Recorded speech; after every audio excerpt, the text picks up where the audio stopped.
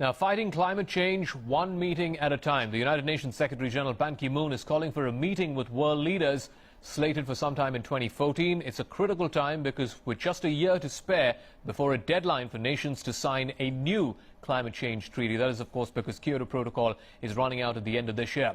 That's the very agreement which has been the focus of the ongoing conference in Doha. And our correspondent Roee Ruttenberg filed the story from Doha.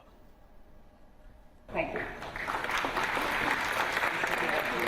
The UN's top diplomat, Ban Ki-moon, who just 24 hours earlier was all smiles, took off the gloves on Wednesday and started pointing fingers. The climate change phenomenon has been caused by industrialization of a developed world. It's only fair and reasonable that the developed world should bear most of the responsibility.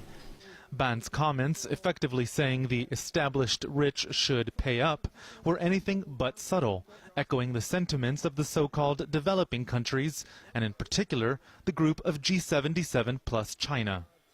Mr. Minister, what is your impression of the positions being taken by some of the other states, particularly the wealthy, developed nations? 这应该呢，它有历史责任，负有历史责任。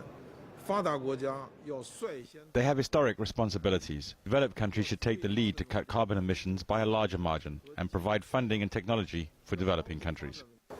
Well, this afternoon's negotiations are about to begin, but this is as far as we're allowed. They do happen behind closed doors. We won't be able to hear a lot of the discussions, but we do expect the various member states and delegations to go in there with pretty much the same positions they've had going into this conference. And that's going to make it really difficult to achieve an agreement by the time this week ends.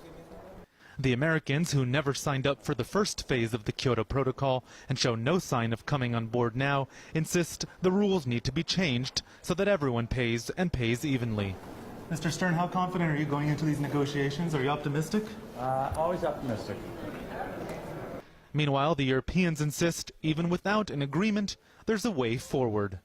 Why don't we just gather those who want to do things here and get started right away? We don't have to wait for a formal review to get that done.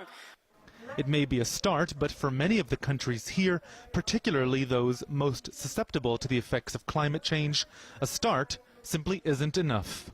Roee Ruttenberg, CCTV in Doha, Qatar.